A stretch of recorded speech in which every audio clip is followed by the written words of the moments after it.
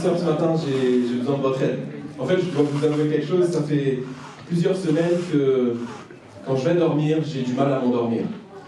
En fait, je me pose une question et à chaque fois que je vais m'endormir, cette question subsiste et j'ai du mal à trouver le sommeil. Et j'espère que ce matin, vous allez pouvoir me donner la réponse à cette question. Peut-être certains se la sont déjà posée.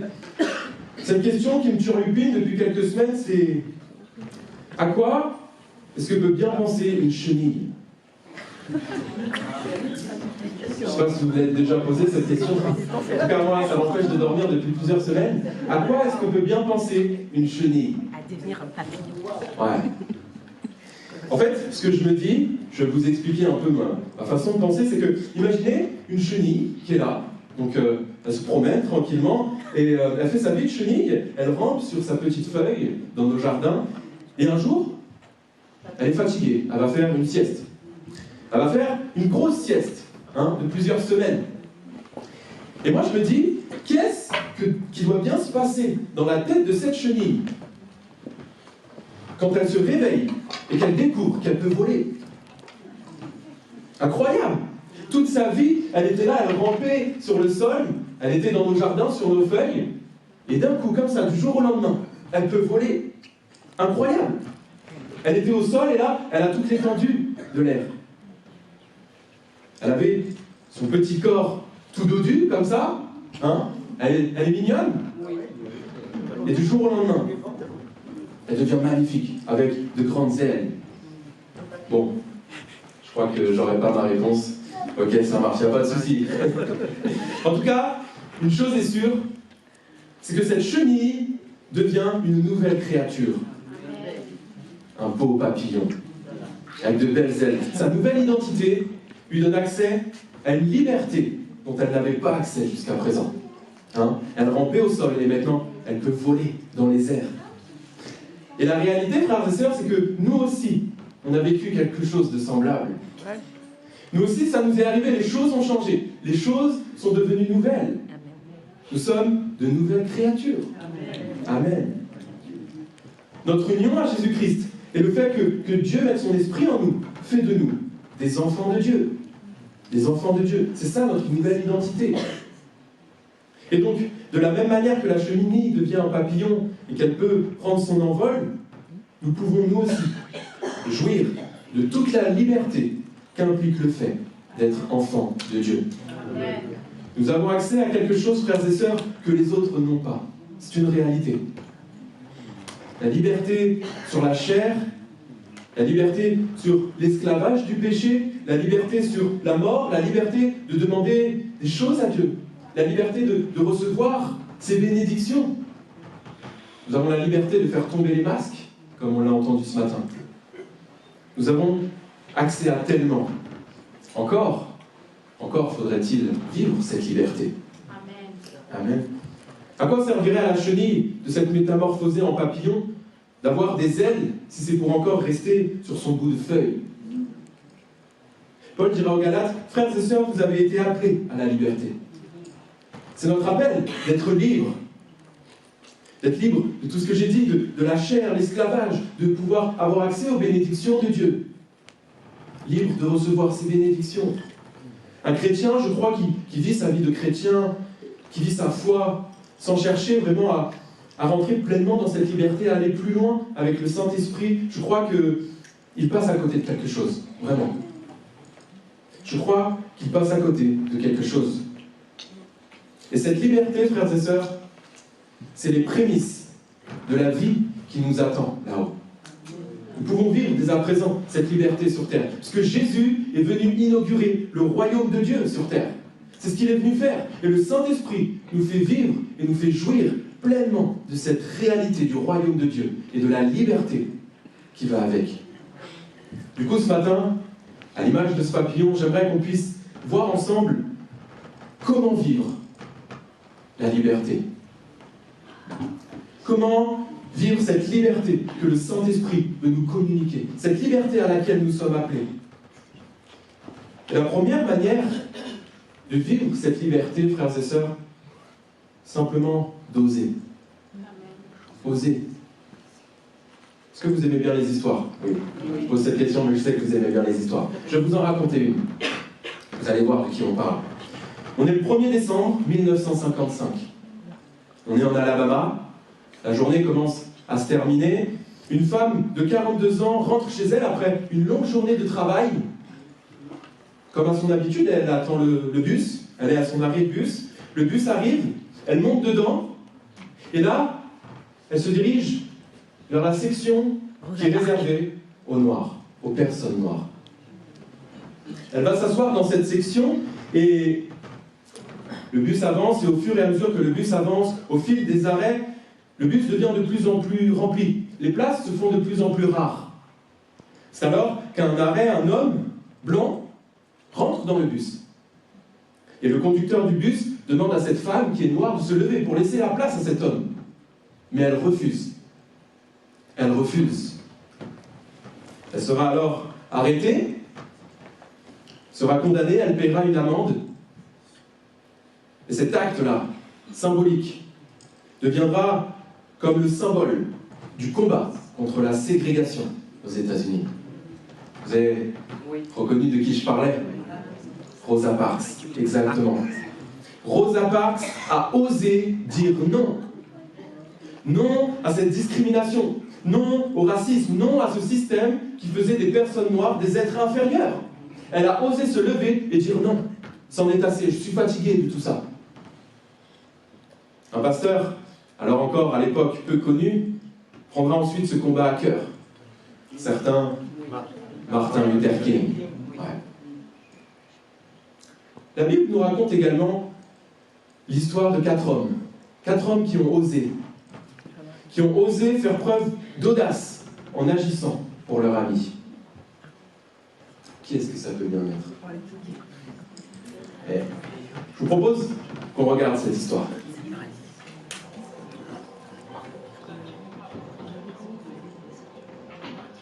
Il y a vraiment beaucoup trop de monde. Mais tu le connais bien. Tu peux me conduire jusqu'à lui. Je ne veux pas déranger le maître pendant qu'il parle. Nul ne peut servir deux Et tu montais sur le train. trahira l'un et aimera l'autre, ou il s'attachera à l'un et méprisera l'autre. Et si la nuit tombait, Zébédée n'allumerait pas sa torche pour la cacher sous un panier. Il la brandirait bien haut pour tous nous éclairer. Jésus de Nazareth, pourquoi tu ne laisses pas parler?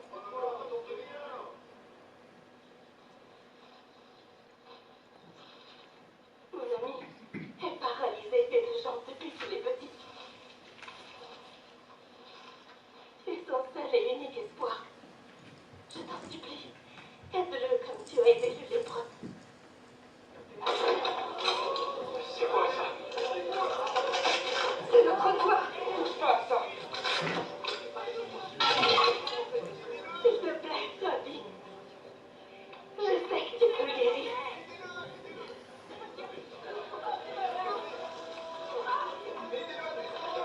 Attention!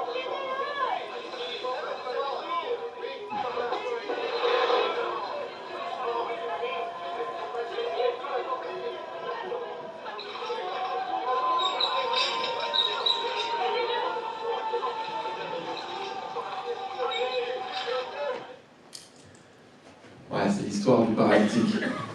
On connaît cette histoire. Hein. C'est 4 amis qui souhaitent amener leur autre ami paralysé à Jésus pour qu'il puisse le guérir. Mais il y a tellement de monde que les amis de ce paralysé ne peuvent pas l'amener à Jésus. La foule est trop nombreuse. Et je me demande, et je vous pose cette question, qu'est-ce qu'on aurait fait à la place de ces amis? Qu'est-ce qu'on aurait fait? On aurait peut-être renoncé. Non, il y a trop de monde, c'est pas grave. Ou peut-être on aurait attendu une occasion plus favorable. On reviendra quand il y aura moins de monde. Je sais pas, en tout cas, eux, ils ont osé. Ils ont osé aller au-delà de la foule, osé monter sur le toit. Ils ont fait preuve d'audace en cherchant une solution pour amener leur ami à Jésus.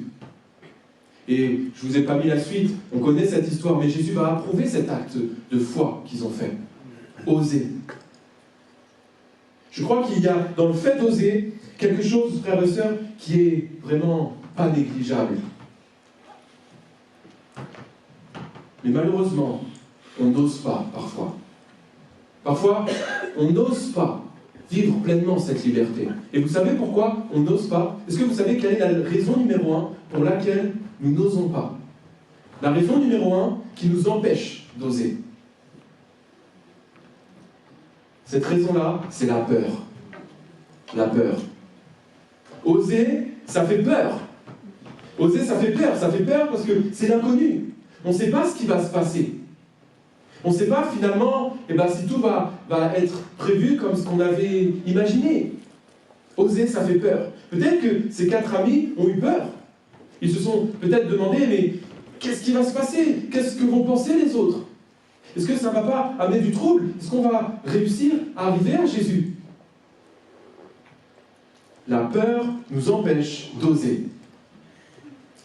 À qui est-ce que c'est déjà arrivé quand on était plus jeune à l'école?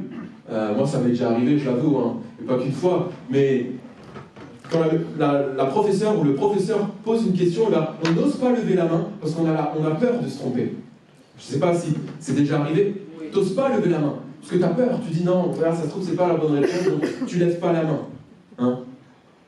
La peur nous empêche d'agir, c'est comme ça. Et le diable, ça, le sait très bien. Le diable sait que cette peur est un moyen qui va nous empêcher d'oser et d'aller chercher vraiment cette liberté. Il utilise ça pour nous empêcher de vivre pleinement ce à quoi nous sommes appelés. Et j'ai une bonne nouvelle pour vous. Amen. Amen. J'ai une bonne nouvelle. Regardez ce que Paul dit à Timothée. Ce n'est pas un esprit de timidité que Dieu nous a donné, mais un esprit de force, d'amour et de sagesse. Amen. Littéralement, timidité dans le texte, c'est un esprit craintif. C'est un esprit de lâcheté. Certaines traductions, un esprit lâche. C'est avoir peur finalement. Autrement dit, l'esprit que Dieu nous a donné, ce Saint-Esprit, ne nous rend pas craintifs. Il ne nous rend pas peureux. Au contraire, c'est un esprit qui nous rend forts, rempli d'amour, rempli d'audace. Un esprit qui nous permet d'aller au-delà de nos peurs et d'oser. Et plus, on aura une relation intime avec cet esprit, ce Saint-Esprit. Et plus, on pourra être audacieux. Et on pourra oser. Et alors, plus nous pourrons vivre pleinement cette liberté. Et alors, nous pourrons dire, là où est l'Esprit du Seigneur, là est la liberté. Amen. Notre communion avec le Saint-Esprit est une manière par laquelle nous pouvons oser. Et je crois que le Seigneur veut vraiment nous amener dans cette semaine de jeûne à aller encore plus loin. Oser aller chercher et demander des choses qu'on n'a pas encore osé demander. Oser être libéré d'addiction. Oser être libéré. Chercher la liberté que Dieu veut nous donner. Cependant, je crois qu'il y a aussi une deuxième manière correcte pour oser. Et je dis bien correcte parce que oser, ce n'est pas tout essayer. Ce n'est pas faire la première chose qui me vient à l'esprit, comme sur un coup de tête. Certains pourraient dire, vas-y, je vais oser, je vais faire tout et n'importe quoi. Non. Oser, il y a une bonne manière pour oser. Souvenez-vous, il y a un homme un jour qui vient voir Jésus et qui lui dit, tes disciples n'ont pas réussi à délivrer mon enfant qui est sous l'emprise d'un esprit mauvais. Cet homme-là va dire à Jésus, si tu peux faire quelque chose, viens à notre secours. Jésus, qu'est-ce qu'il va lui répondre? Si tu peux, tout est possible à celui qui croit. Tout est possible à celui qui croit. Autrement dit, si tu crois, si tu as la foi, vas-y, ose, parce que tout est possible. Mais attention, la foi, d'où vient-elle? Elle vient de ce que l'on entend. Et ce qu'on entend vient de la parole de Dieu. Si tu veux oser, mon frère, si tu veux oser, ma sœur, base-toi sur la parole de Dieu, sur cette promesse, et tu ne seras jamais déçu. Amen. Tu n'auras rien à craindre. Amen. Il y a un exemple parfait, frappant. Quand Jésus marche sur l'eau, il avance vers ses disciples alors qu'il fait nuit et qu'ils sont sur la barque. Jésus avance et les disciples sont apeurés. Mais qu'est-ce que va faire Pierre? Pierre, sur la base de la parole de Jésus, qui dit « C'est moi, n'ayez pas peur ». eh bien, il va sortir de la barque. Il va oser sortir et marcher sur l'eau. Il ose sur la base de la foi qu'il met sur cette parole de Jésus. Autrement dit, il met sa foi en action, ce qui lui permet d'oser. Et d'ailleurs, pour revenir à nos 4 amis là, se paralyser, s'ils ont osé aller au-delà de la foule, monter sur le toit, c'est parce qu'ils avaient foi que Jésus pouvait le guérir. Amen. La foi est un moyen par lequel nous pouvons oser également. Si Dieu le dit, alors je fais confiance. J'y vais, j'ose. Tout est possible à celui qui croit.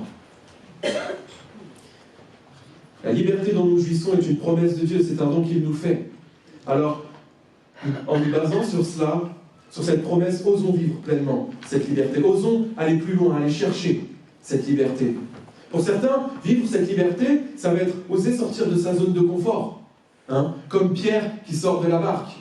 Sortir de ce cocon qu'on s'est formé, où on se sent bien, mais qui n'est pas réellement notre place, qui n'est pas réellement là où Dieu voudrait que l'on soit. Cette routine qui ne laisse peut-être pas beaucoup de place à ma relation avec Dieu. Oser sortir de sa zone de confort. Pour d'autres, ça va être oser faire une prière de foi, demander quelque chose que tu n'as jamais osé demander à Dieu. Pour d'autres encore, ça va être oser se lever pour servir. Tu as à cœur de servir, mais tu n'oses pas. Tu ne sais pas quoi faire, tu penses que tu n'as pas de talent particulier, que peut-être tu as peur.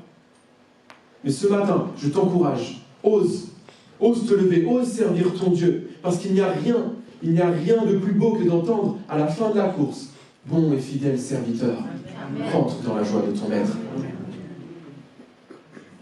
Pour d'autres encore, vivre cette liberté, ça va être dire non aux tentations. Dire non aux tentations quand elles sont tout autour de nous et qu'elles nous assaillent. Parfois, on peut se laisser submerger. Submergé par ces tentations, on a du mal à lutter. Mais justement, c'est dans ces moments-là, frères et sœurs, c'est dans ces moments-là où nous devons oser dire non à la tentation. Vivre pleinement par l'Esprit de Dieu la liberté que Christ nous a acquise et à laquelle nous sommes appelés. Pour cela, nous devons mettre de côté nos peurs. Ces peurs qui nous empêchent d'oser. Peut-être, pour toi, c'est la peur de chambouler tout ce que tu as construit. Peur de ne pas être entendu par Dieu. Ou peut-être, c'est la peur d'échouer. Peur de ne pas être au contrôle. Peur de lâcher prise. Peur du regard des autres. Qu'est-ce qu'ils vont penser ? Cette peur-là nous paralyse. Mais ce matin, le Seigneur veut te dire que tu n'as rien à craindre. Amen. Rien à craindre parce que c'est lui qui est au contrôle de tout. Amen. Son esprit est là et il veut te guider, il veut nous guider, il veut nous rendre forts et audacieux. Parce que là où est l'esprit du Seigneur, là est la liberté. Amen. Mais il veut aussi que tu places ta foi dans sa parole, qui est certaine. Et il souhaite que tu places ta confiance en elle, parce que tout est possible à celui qui croit. Tu n'as rien à craindre parce que cette liberté vient de lui. C'est lui qui veut que tu vives pleinement ce don. Cette liberté, en fait, c'est un don que Dieu nous accorde. C'est à cela que tu es appelé. C'est à cela que nous sommes appelés. En préparant cette prédication, le Seigneur m'a clairement parlé. Il m'a clairement donné une parole pour nous ce matin. En fait, il m'a montré une image comme une vision et il me montrait les portes d'un château. Un château, et ses portes étaient grandes ouvertes. Et une fois qu'on rentrait par ces portes, il y avait un immense royaume. Un immense royaume.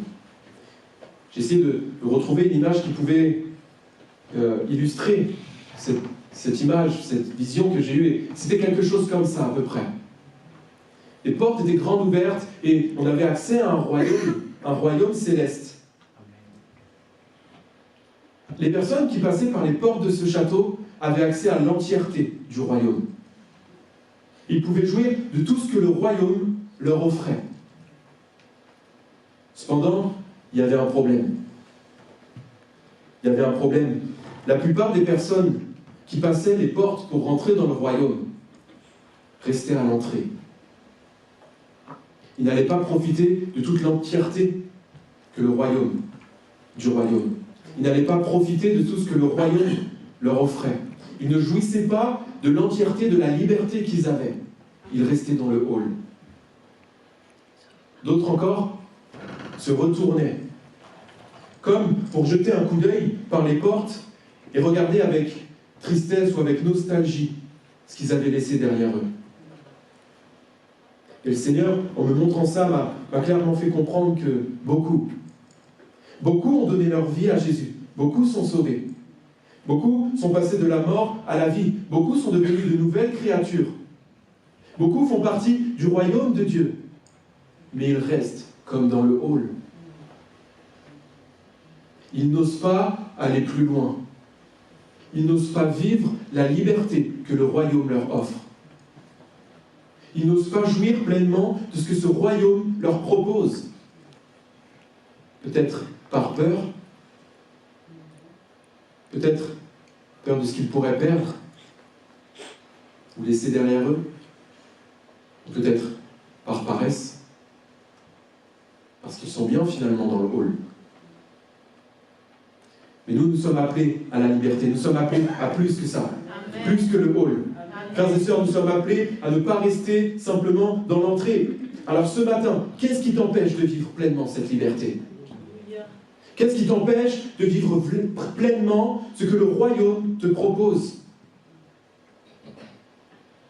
Qu'est-ce qui nous empêche de vivre cette liberté ?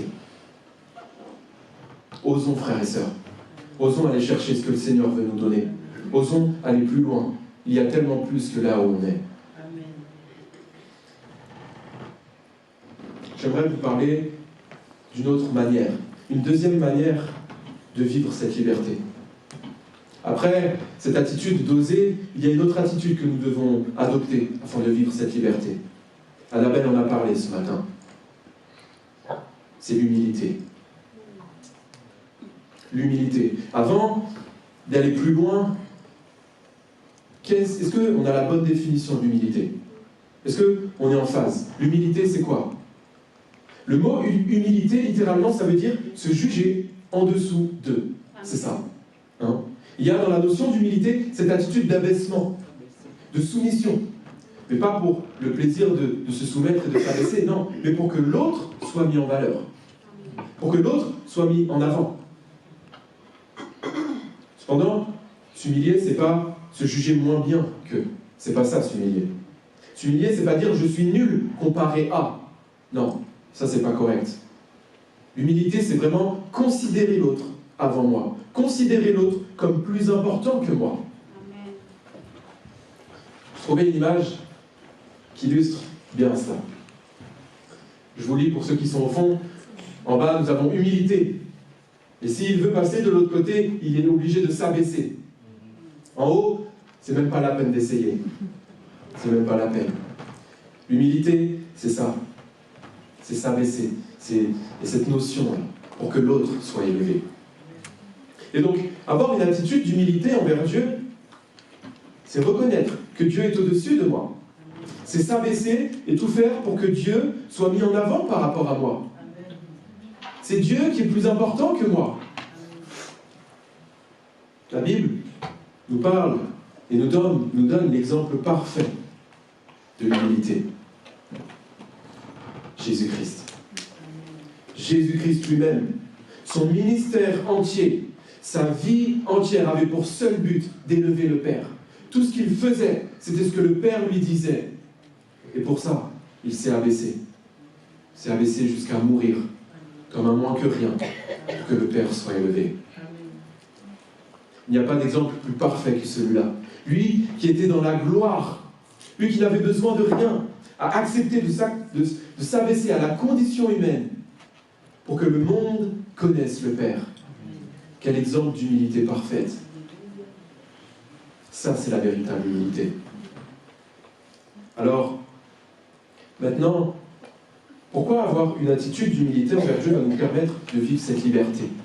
Quel est le lien, finalement, entre humilité et liberté? Eh bien, je crois qu'il faut chercher la réponse dans l'attitude contraire à l'humilité. L'attitude contraire à l'humilité, c'est l'orgueil, exactement. Orgueilleux, ça veut dire se tenir au-dessus. Hein. C'est littéralement l'inverse de l'humilité, qui s'abaisse. Avoir une attitude d'orgueil, un manque d'humilité, donc, c'est se juger au-dessus des autres. C'est faire tout pour que moi je sois vu. C'est se mettre en avant. C'est faire passer ses désirs avant les autres. Je suis plus important. Vous savez, quand on a cette attitude d'orgueil, parfois, on se met comme ça, on bombe le torse, la tête haute, on se met au-dessus. Il y a ça dans l'orgueil. Et avoir une attitude d'orgueil vis-à-vis de Dieu, c'est comme lui dire, je préfère faire mes propres désirs, je préfère faire passer mes désirs avant les tiens. Autrement dit, je n'ai pas besoin de toi, ou pas entièrement, pas en premier lieu. C'est se mettre au-dessus de Dieu et dire, par moi-même, je peux. Alors, ok, Simon, c'est super, c'est beau ce que tu nous dis, mais nous, on est spirituel quand même. Attends, jamais de la vie, on va se mettre au-dessus de Dieu. Certes, très bien. Mais la réalité, c'est que à chaque fois que je n'écoute pas l'Esprit, à chaque fois que volontairement, je choisis de suivre ma chair ou une autre influence que le Saint-Esprit, eh bien, j'ai comme une attitude d'orgueil vis-à-vis de Dieu. C'est comme ça. Je préfère m'écouter plutôt que Dieu. L'orgueil est un obstacle qu'on se met soi-même. L'orgueil nous empêche de chercher Dieu, de chercher une relation plus intime avec lui, relation plus intime avec le Saint-Esprit. Nous empêche de vivre pleinement cette liberté, de pleinement marcher par l'Esprit. Et le problème, c'est que avoir cette attitude peut éteindre l'Esprit en nous. Amen. Malheureusement, le Saint-Esprit est un gentleman. Enfin, malheureusement. Non, le Saint-Esprit est un gentleman. Mais si on ne lui laisse pas la place, il n'apprendra pas lui-même. Souvenez-vous, on disait, là où est l'Esprit, là est la liberté. Et si nous mettons de côté, si on ne laisse pas de place à cet Esprit, eh bien, nous ne pourrons pas vivre pleinement cette liberté. Cette liberté que Christ nous a acquise et que le Saint-Esprit est le seul à pouvoir vous communiquer. L'orgueil, le manque d'humilité envers Dieu nous empêche de rentrer pleinement dans la liberté à laquelle Christ nous a appelés. Non pas que nous n'en avons pas accès, comme si Dieu nous enlevait cette liberté, mais c'est nous-mêmes. C'est nous-mêmes qui ne rentrons pas dedans. C'est nous-mêmes qui nous mettons des barrières. Une attitude orgueilleuse va éteindre le Saint-Esprit dans ta vie. Mais une attitude d'humilité va te faire vivre la plénitude de la liberté que le Saint-Esprit communique. Et non seulement avec une attitude d'orgueil, nous nous mettons personnellement des bâtons dans les roues, des obstacles, des difficultés, mais Dieu ne prend pas plaisir non plus à une telle attitude. Non. Pierre et Jacques, dans leur épître, vont tous les deux reprendre le verset d'un proverbe qu'on connaît très bien. Dieu s'oppose aux orgueilleux, mais il accorde sa grâce aux humbles. Et oui, Dieu s'oppose aux orgueilleux. C'est Matthew Henry. Matthew Henry, c'est un commentateur biblique qui dira « Les orgueilleux résistent à Dieu pour assouvir leur passion. Il n'est donc pas étonnant que Dieu résiste aux orgueilleux. » Il n'y a rien d'étonnant. Dieu accorde davantage sa grâce aux humbles qui reconnaissent leurs besoins de son activité divine. Dieu s'oppose, il résiste littéralement, il fait opposition aux orgueilleux, mais il accorde sa grâce aux humbles. Tu veux connaître la plénitude de la liberté à laquelle tu es appelé? Eh bien, humilie-toi devant ton Dieu. Humilie-toi. Et je peux vous assurer que si nous avons une attitude d'humilité, si nous avons cette attitude sincère envers Dieu, il saura nous relever, nous remplir de toute la plénitude de ses bénédictions. Le Saint-Esprit saura nous conduire au quotidien dans toute la liberté dont nous pouvons jouir. Et ça, frères et sœurs, c'est pas moi qui le dis. Non. C'est Jacques qui le dit. Abaissez-vous devant le Seigneur et il vous relèvera. Amen. Humiliez-vous devant Dieu et c'est lui qui vous relèvera. C'est Augustin Augustin qu'on connaît qui disait « Comme un arbre, afin de s'élever bien haut, doit d'abord enfoncer ses racines profondément dans la terre. De même, quiconque n'a pas son cœur affermi par les profondes racines de l'humilité ne s'élève que pour une ruine certaine. » Comme cet arbre qui prend racine bien profondément dans la terre, qui s'abaisse tout au fond de la terre pour pouvoir être élevé. Celui qui ne s'humilie pas ne peut pas être élevé. Et si tu veux être élevé, si tu veux jouir de toute la liberté de ton statut d'enfant de Dieu, eh bien d'abord abaisse-toi. Soumets-toi devant le roi des rois. Accepte d'être le plus petit. Accepte d'être le dernier. Et c'est lui qui te conduira dans toute cette liberté, qui te relèvera, qui te soutiendra. Et cela va passer par plusieurs choses. Une attitude d'humilité, premièrement, va passer par une obéissance. L'obéissance. Cette obéissance quotidienne à la parole de Dieu, à ses commandements, se soumettre à ce qu'il nous demande. Aimer son prochain comme soi-même. Aimer Dieu de tout son cœur. Se soumettre à ce que le Maître nous demande pour que lui puisse être élevé. Est-ce que ma vie, à travers mon obéissance, reflète le caractère de Christ? C'est une question qu'on doit se poser. Est-ce que quand on le voit, on peut dire, oui, lui, elle, il y a quelque chose. Il a quelque chose de plus. C'est pas possible autrement. Il y a quelque chose en lui. Il y a dans l'obéissance une puissance, une force qui n'est pas négligeable. Vivre cette humilité ou s'humilier va passer aussi par le fait de combattre les influences. Combattre les influences de la chair, on le disait, de Satan. Combattre chaque jour, mais avec une attitude où tu reconnais que par toi-même, tu ne peux pas. Amen.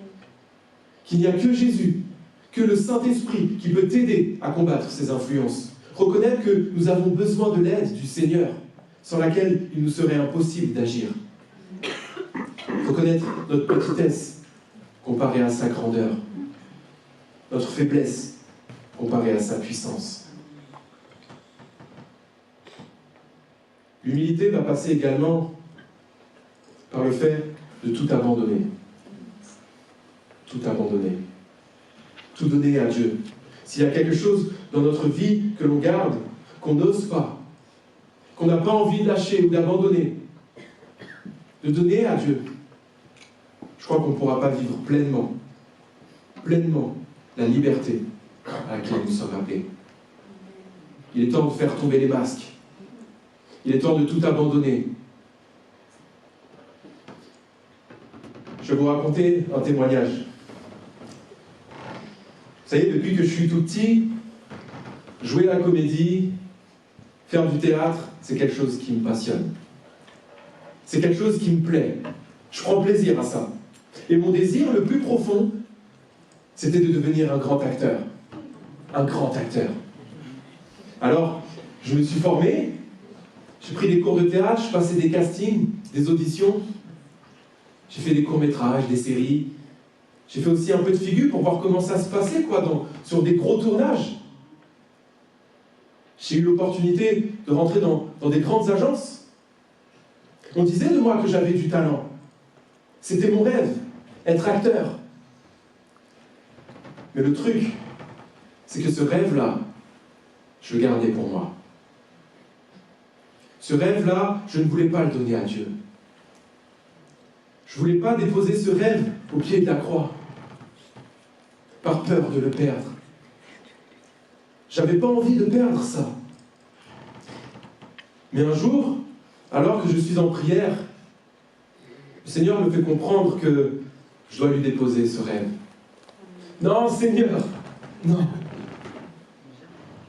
Tout sauf ça, je t'en supplie. Ne me reprends pas ce rêve, Seigneur. Et je lutte, je dis, pendant quelque temps, que j'ai du mal à abandonner. Je ne veux pas lâcher ce rêve. J'ai peur de le perdre. Seigneur, je veux devenir un grand acteur, je t'en prie. Et je lutte. Mais un jour, je finis par me dire, pour me rassurer peut-être, si j'abandonne ce rêve à ses pieds, c'est lui qui me relèvera. C'est lui qui fera en sorte que je sois un grand acteur. Ah, mais les amis, j'étais loin de me douter que c'était pas ce que Dieu avait prévu pour moi. Alors, j'ai finalement lâché prise. J'ai tout abandonné. Je lui ai dit, Seigneur, prends tout. Prends tout de moi, je te donne tout, je te donne mes désirs. Je te donne ce rêve. Je te donne tout, Seigneur. J'ai lâché prise. Et à partir de ce moment-là, je peux vous dire que les choses ont commencé à changer. Ma mentalité a commencé à être comme renouvelée. J'ai vécu des choses avec le Seigneur que je n'avais pas expérimentées jusqu'alors. Je pouvais comme palper cette liberté. J'ai fait le choix, certes dur, mais j'ai fait le choix de tout abandonner. Pour que la gloire de Dieu puisse se manifester pleinement dans ma vie. J'ai fait ce choix de m'humilier totalement pour que je puisse vivre toute la liberté à laquelle j'étais appelé. Alors que je vais appeler le groupe de louanges à revenir et les personnes qui sont désignées pour la scène peuvent aller se préparer. J'aimerais vous dire qu'il est important de nous humilier, de tout abandonner. Unions-nous devant le roi des rois. Ayons cette attitude d'abaissement devant Dieu. Mais que ce ne soit pas simplement une attitude, vous savez, comme simplement, voilà, je fais ça et puis je m'en vais. Non, mais il faut que cette humilité vienne du plus profond de notre cœur. Que ce soit une attitude sincère, totale, à l'image de ce que Christ a fait. Renonçons à nous-mêmes pour la gloire du Père. Amen. Et alors je crois que l'on pourra jouir de cette liberté. Je crois que l'on pourra vivre pleinement ce que le Saint-Esprit peut nous communiquer. Ce qui est en lien avec notre identité d'enfant de Dieu finalement. Frères et sœurs, c'est à la liberté que nous sommes appelés. Liberté de vivre toutes les grâces que Dieu nous accorde. Toutes ces bénédictions. Nous avons accès au royaume du Père. Nous sommes de nouvelles créatures, à l'image de la chenille qui devient papillon. Les choses anciennes sont passées. Certes, nous ne pouvons pas encore tout vivre de cette liberté parce qu'on est encore sur terre. Mais nous pouvons expérimenter tellement plus que ce dont on se contente bien souvent. Beaucoup plus.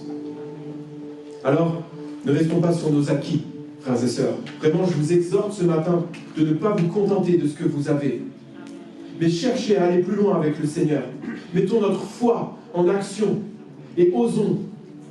Comme Pierre qui ose sortir de la barque. Comme ses amis qui osent monter sur ce toit. Osons. Osons sortir de cette zone de confort où on ne prend pas de risque, où on se sent bien. Osons lui demander des choses qui peuvent paraître dingues à nos yeux. Osons vivre cette liberté d'enfant de Dieu. Je crois que c'est ce que le Seigneur veut. N'ayons pas peur d'oser. Parce que si nous pouvons oser, comme je le disais, ce n'est pas sur la base de nos capacités, ce n'est pas sur la base de ce que nous pouvons faire, mais sur la base de notre nouvelle identité. Amen. Sur le fait que c'est le Saint-Esprit qui habite en nous. Ce n'est plus la chair qui a le contrôle, ce n'est plus Satan qui a le contrôle, mais c'est Jésus. Là où est l'Esprit du Seigneur, là est la liberté. Ayons aussi un cœur humble. Ayons une attitude d'humilité sincère envers le Seigneur. Mettons tout en règle dans nos vies pour qu'il n'y ait pas d'obstacle à cette liberté. Ne laissons pas de place à l'orgueil. Laissons le Saint-Esprit nous renouveler. Fuyons toutes les passions déréglées de la chair. Soyons des enfants obéissants. Oser et s'humilier. L'audace et l'humilité. Voilà deux manières, je crois, qui peuvent nous permettre de jouir de cette liberté qui est la nôtre. Et les deux ne sont pas incompatibles. Ce n'est pas parce que j'ose que je ne peux pas m'humilier. Parce qu'il doit y avoir dans cette attitude d'oser une attitude aussi d'humilité. C'est un don que Dieu nous donne, la liberté. Et ce Saint-Esprit nous permet de la vivre. Alors qu'on va passer dans ce temps de Sainte Seine, je vous invite à ce qu'on puisse fermer les yeux ensemble, sonder nos cœurs. Et demander au Seigneur qu'il puisse nous montrer peut-être ce qu'on a besoin d'abandonner. Qu'il puisse nous montrer la situation dans nos vies où nous avons peut-être besoin d'oser. Que le Saint-Esprit puisse faire son travail. Ouvrons nos cœurs.